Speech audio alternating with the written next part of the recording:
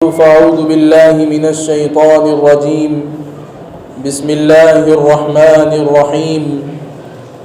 وعاشروهن بالمعروف فإن كرهتموهن فعسى أن تكرهوا شيئا ويجعل الله فيه خيرا كثيرا وقال النبي صلى الله عليه وسلم من كان يؤمن بالله واليوم الآخر فلا يؤذي جاره واستوصوا بالنساء خيرا فإنهن خلقن من ضلع وإن أعوج شيء في الضلع أعلاه فإن ذهبت تقيمه كسرته وإن تركته لم يزل أعوج فاستوصوا بالنساء خيرا صدق اللہ العظیم۔ عزیز ساتھیوں، بزرگوں، اللہ تبارک و تعالیٰ نے ہی انسانوں کو پیدا فرمایا اور انسان کو پیدا کر کے اللہ تبارک و تعالیٰ ہی نے جینے کا سلیقہ سکھایا اور طریقہ سکھایا، اور اس کے لیے انبیاء علیہ السلام کے ذریعے سے زندگی گزارنے کے طریقے اور قوانین بھی عطا فرمائے جو زندگی کے ہر شعبے میں ان کے لیے رہبر اور رہنما بنتے ہیں۔ آدمی کی زندگی کا ایک حصہ آئلی قوانین اور معاشرتی زندگی کا بھی حصہ ہے کہ جہاں اللہ تبارک و تعالیٰ نے نماز کو بیان کیا، روزے کو بیان کیا، حج کو بیان کیا، زکوٰۃ کو بیان کیا، جہاں اللہ نے عبادتوں کو بیان کیا ہے، وہاں پر اللہ تبارک و تعالیٰ نے مخلوقات کے ساتھ معاملات کو بھی بیان کیا ہے۔ لیکن بڑی عجیب بات یہ ہے کہ اللہ تبارک و تعالیٰ نے جہاں پر عبادتوں کا تذکرہ کیا ہے تو اس میں صرف نماز کا تذکرہ کر کے اللہ نے چھوڑ دیا، نماز کی تفصیل بیان نہیں کی ہے۔ قرآن کریم میں بہت ساری جگہوں پر اللہ نے نماز کے احکام کو بتایا کہ نماز کو قائم کرو، زکوٰۃ کو ادا کرو، روزے رکھو، حج کرو، بس اتنا ہی۔ لیکن نماز کی کتنی رکعتیں ہونی چاہیے، نماز میں کیا پڑھنا چاہیے، کس کے پڑھنے سے نماز درست ہوگی، اور کون سی چیز سے نماز سے آدمی نکل جاتا ہے، روزہ کیسے رکھنا ہے، کن چیزوں سے روزہ ٹوٹ جاتا ہے، کن چیزوں سے روزہ نہیں ٹوٹتا ہے، حج آدمی پر کب فرض ہوتا ہے، زکوٰۃ آدمی کب فرض ہوتی ہے۔ تو یہ ساری تفصیلات قرآن نے بیان نہیں کی، بلکہ اللہ کے نبی علیہ السلام نے قرآن کی تشریح بیان کی۔ ان آیتوں کی تفسیر اللہ کے نبی علیہ السلام کی زبان سے بیان کی گئی۔ یہ عبادتوں کا حال ہے۔ لیکن جہاں اللہ تبارک و تعالیٰ نے قرآن میں مخلوقات کے تعلق سے جو معاملات ہوتے ہیں، معاشرت ہوتی ہیں، اخلاقیات ہوتے ہیں،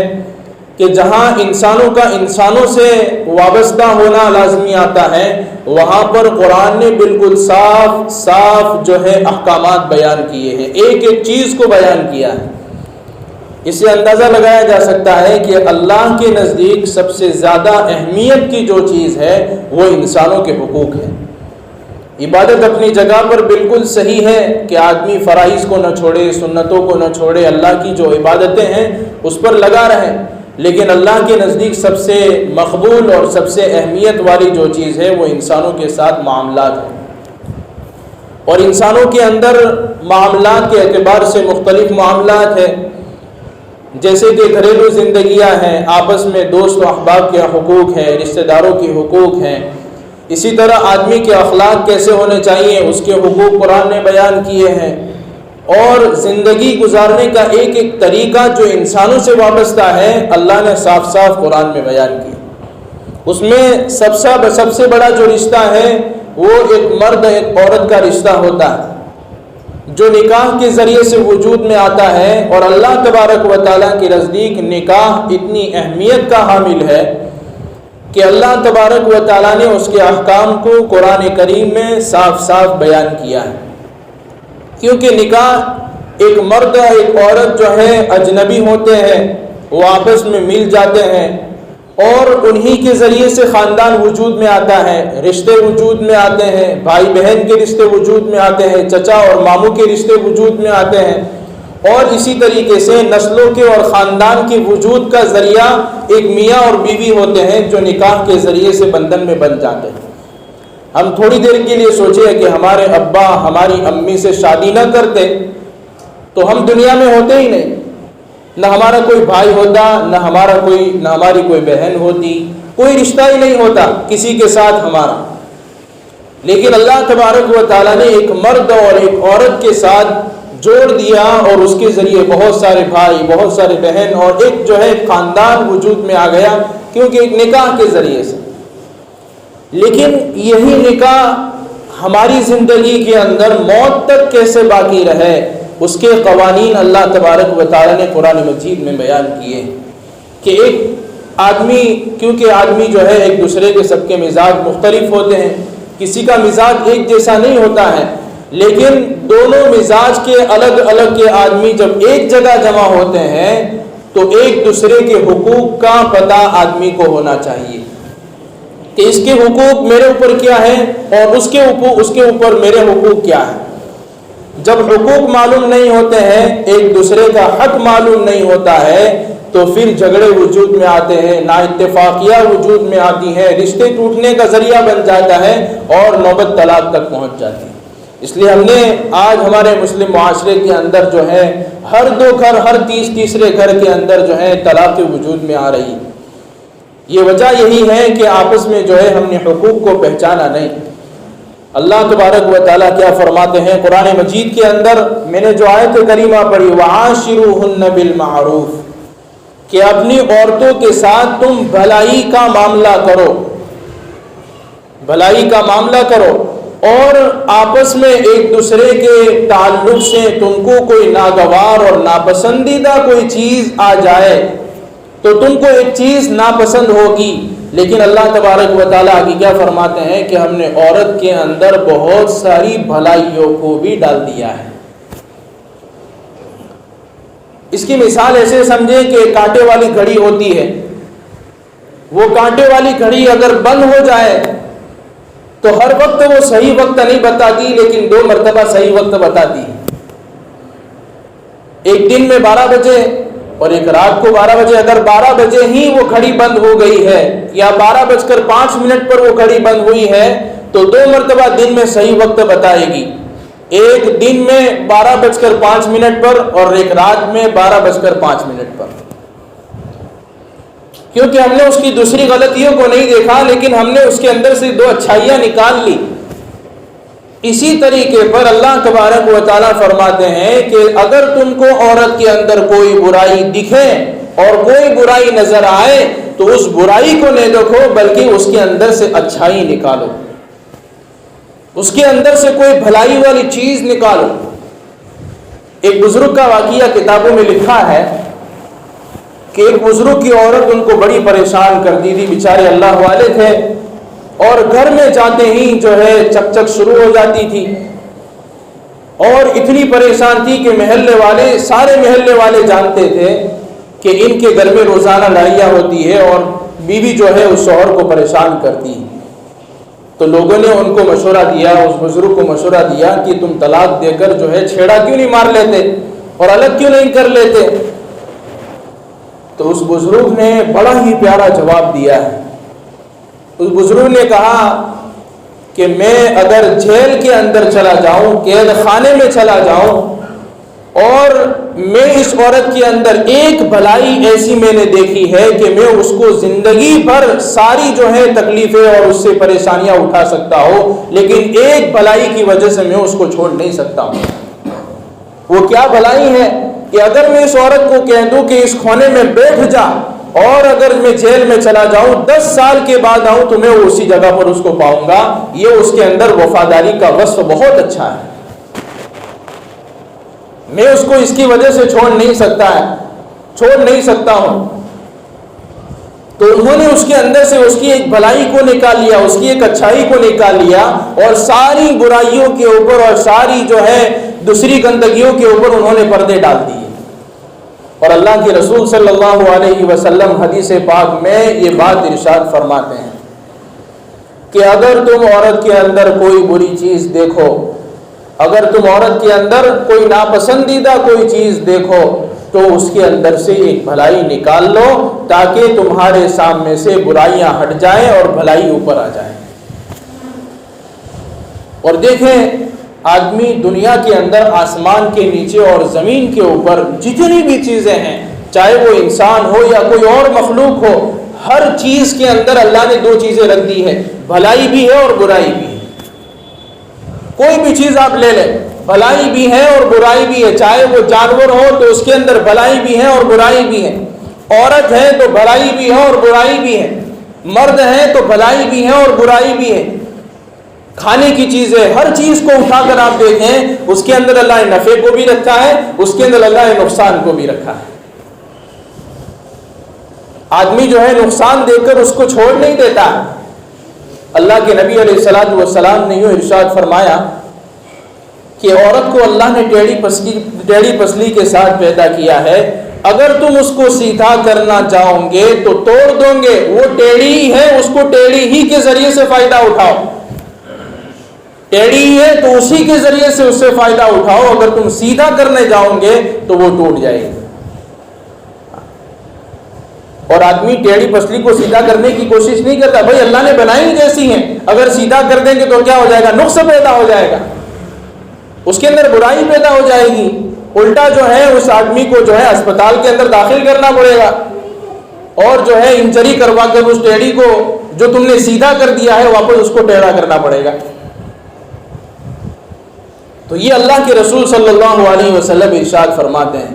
لیکن معاشرے کے اندر دیکھیں تھوڑی تھوڑی باتوں کے اوپر، چھوٹی موٹی باتوں کے اوپر آدمی کے زبان کے اوپر فوراً جو ہے طلاق کا لفظ آ جاتا ہے،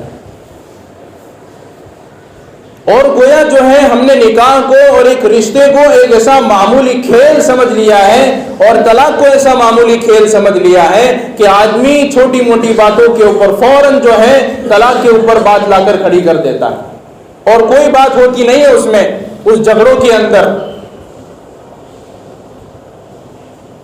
اور آدمی کی ناواقفیت جو ہے اتنی بڑھ گئی ہے اس کو معلوم ہی نہیں کہ طلاق کیا چیز ہوتی ہے، کب دینی چاہیے، کون سے وقت میں دینی چاہیے اور دے کر کیا کرنا چاہیے۔ ناواقفیت کی وجہ سے جو ہے آدمی وہاں تک پہنچ جاتا ہے، اس کو معلوم نہیں ہے، بس نکاح کر لیا اور جو ہے اس سے فائدہ اٹھا لیا اور جو ہے پھر جھگڑے کرنا شروع کر دیے، اور نہ سمجھ میں آئے تو اس کو گھر سے الگ کر دیا۔ اللہ کے نبی علیہ الصلوۃ والسلام سے جو ہے اللہ کے نبی علیہ الصلوۃ والسلام اپنی ازواج مطہرات سے ایک مرتبہ ناراض ہو گئے، اور کس وجہ سے ناراض ہوئے تھے؟ ساری ازواج مطہرات نے مل کر اللہ کے نبی علیہ الصلوۃ والسلام جو ماہانہ ان کو خرچی دیا کرتے تھے اور خرچہ کرنے کے لیے جو رقم دیا کرتے تھے اس کے اندر اضافے کی بڑھوتری کا جو ہے شکوہ کیا تھا کہ اللہ کے رسول آپ جو ہم کو دیتے ہیں وہ ہمارے لیے ناکافی ہیں۔ تو اللہ کے رسول صلی اللہ علیہ وسلم فوراً ناراض ہو گئے، اور آپ نے چند دنوں کے لیے جو ہے الگ جو ہے اپنے کمرے کے اوپر جو ہے الگ گھر اختیار کر لیا اور رہائش اختیار کر لی اور اپنی بیویوں کے پاس جانا چھوڑ دیا۔ صحابہ میں خلبلی مچ گئی اور کہ کیا بات ہے، یہ کیا بات ہو گئی؟ اس وقت اس موقع پر قرآن مجید کے اندر جو اللہ تبارک و تعالیٰ نے نبی اکرم صلی اللہ علیہ وسلم پر جو آیت نازل فرمائی ہیں ان آیتوں کے اندر ہمارے لیے ایک بہت بڑا سبق ہے۔ وہ آیتوں کے اندر اللہ تبارک و تعالیٰ کیا فرماتے ہیں اللہ کے نبی علیہ الصلوۃ والسلام سے، اور اللہ کے نبی علیہ الصلوۃ والسلام اپنی ازواج مطہرات سے کیا فرماتے ہیں کہ اگر تم دنیا کی زندگی پر راضی ہونا چاہتی ہو تو میں تم کو دنیا کی بہت ساری چیزیں عطا کرتا ہوں اور بھلائی کے ساتھ تم کو رخصت کر دیتا ہوں، اگر یہ چاہتی ہو تو یہ کرتا ہوں، اور اگر تم کو اللہ کی رضا مقصود ہے، رسول کی رضا مقصود ہے تو میری اسی زندگی کے اندر صبر کے ساتھ زندگی گزارو۔ کیا فرمایا کہ اگر تم دنیا کی زندگی پر راضی ہونا چاہتی ہو تو تم کو بھلائی کے ساتھ میں رخصت کر دیتا ہوں، یعنی کوئی شور شرابہ نہیں کروں گا، کوئی ہاؤ حویلا نہیں کروں گا تاکہ سارے محلے والوں کو پتا چلے کہ میں نے اپنی بیوی کو اپنے گھر سے نکالا ہے۔ یہی قریب قریب کا ایک واقعہ ہے۔ چند دنوں پہلے میں ایک جگہ پر کھڑا ہوا تھا راستے کے اندر، اور میاں بیوی کے اندر گھر کے اندر جھگڑا ہو گیا۔ یہ صحیح واقعہ ہے، آنکھوں دیکھا واقعہ ہے، اور کیا معلوم ان کے اندر کیا جھگڑا ہوا ہو، اللہ بہتر جانتے ہیں کون صحیح تھا کون غلط تھا۔ جب تک ہمارے پاس سامنے بات نہ ہے تو ہم اس کو طے نہیں کر سکتے، لیکن جو طریقہ شوہر نے اختیار کیا تھا وہ بہت ہی غلط طریقہ تھا۔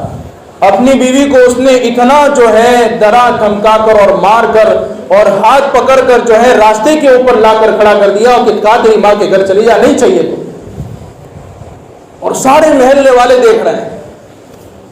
روکنے کی کوشش میں نے کی لیکن میں نہیں روک سکا، کیونکہ اس آدمی کے اوپر ایسا غصہ سوار تھا کہ وہ سامنے کون سا آدمی ہو وہ اس کو جو ہے دھتکار دیتا۔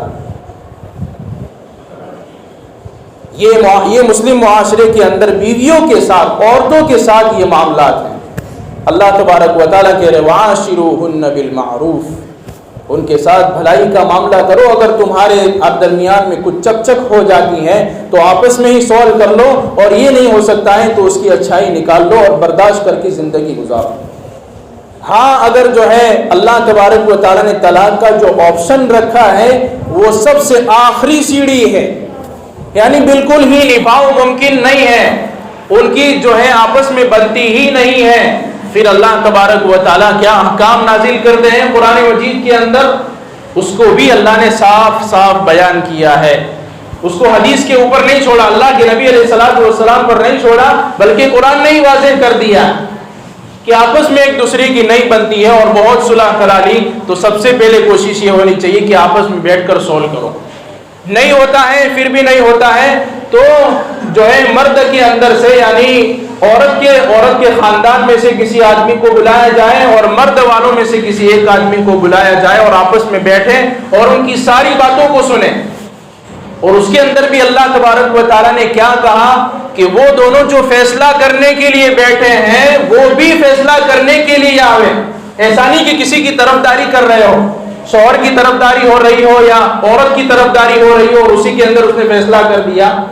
اگر وہ بھلائی کے ساتھ ان کے رشتے کو باقی رکھنا چاہتے ہیں تو اللہ تبارک و تعالیٰ نے کہا، اللہ تبارک و تعالیٰ کہتے ہیں کہ اگر وہ بھلائی کا ارادہ رکھتے ہیں تو اللہ بھی اس رشتے کے اندر بھلائی ڈال دے گا اور آپس میں جوڑ پیدا ہو جائے گا۔ لیکن پھر بھی نہیں، آپس میں جو ہے صلح کرانے کے بعد بھی نہیں بنی بات تو ابھی بھی طلاق کا حکم نازل نہیں ہوا ہے،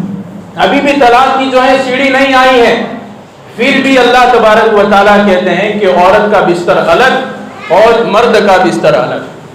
دونوں الگ الگ سوئے، الگ الگ کمرے میں سوئے، عورت جو ہے اس کمرے میں سوئے، شوہر اس کمرے میں سوئے۔ جب دونوں جو ہے روزانہ ساتھ میں سو رہے تو جب ایک دم سے الگ ہوں گے تو دل میں جھٹکا پڑے گا۔ ابھی بھی طلاق نہیں ہے، پھر بھی نہیں بن رہی ہے وہ آپس میں، اور آپس میں جو ہے وہی معاملہ ہے جو پہلے سے چل رہا تھا اور ابھی بھی طلاق کا حکم نہیں ہے۔ قرآن کہہ رہا ہے وَضْرِبُوهُ، تھوڑی سی مار مارو۔ اگر عورت کی غلطی ہے، وہ نہیں مانتی ہے، تھوڑی سی مار، اور مار بھی ایسی ہو کہ اس کے بدن پر نشان نہ پڑے، اور چہرے پر تو بالکل مارنے کی اجازت نہیں۔ حتیٰ کہ حدیث پاک میں اللہ کے نبی علیہ الصلوۃ والسلام نے جانور کو بھی چہرے پر مارنے سے منع کر دیا، اور عورت تو اشرف المخلوقات میں سے ہے۔ مارنا ہے تو تھوڑی سی مار مارو تاکہ ہو سکتا ہے سبق حاصل کر لے، لیکن پھر بھی نبھاؤ نہیں ہے تو اب طلاق کا حکم۔ لیکن تین نہیں، ہمارے معاشرے میں کیا ہوتا ہے، تھوڑی سی غلط ہوئی، تین جو ہے تیسرے گھیر کے اندر آدمی چلا گیا، تین طلاقیں دے دی تو آپ کے پاس اب جو ہے اپنی بیوی کو لانے کا کوئی آپشن نہیں۔ ایک طلاق دی ہے تو واپس لانے کا آپشن آپ کے پاس موجود ہے، وہ بھی ایک ہے۔ لیکن ہمارے معاشرے میں جو ہے ایک ہی بات کے اوپر تین طلاق آدمی دھڑام سے دے دیتا ہے، اور بعض شوہر تو اپنی بیوی کے اوپر رعب جمانے کے لیے، ڈرانے کے لیے طلاق سے دھمکا دیں کہ دیکھ اگر تو نے بعد میں غلطی کی تو طلاق دے دوں گا۔ یہ بات بھی جو ہے بہت ناگوار ہے، بہت ناپسندیدہ عمل ہے۔ ہماری زبان کے اوپر طلاق آوے کیسے؟ تو اسی لیے جو معاشرے کے اندر طلاق اور خلا اور ایسے واقعات جو بڑھتے جا رہے ہیں، اس کی سب سے بڑی وجہ میں آپ کو یہ بتاؤں کہ آپس میں ایک دوسرے کے حقوق کی ناواقفیت ہے۔ کہ ہم نے آپس میں ایک دوسرے کے حقوق کو جانا ہی کہ شوہر کے حقوق بیوی کے اوپر، بیوی کے حقوق شوہر کے اوپر کیا ہے، جب تک یہ معلوم نہیں ہوگا تب تک معاملہ ایسا ہی چلے گا۔ اللہ تبارک و تعالی ہم سب کو جو ہے صحیح بات پر عمل کرنے کی توفیق عطا فرمائے اور بری باتوں سے ہماری حفاظت فرمائے۔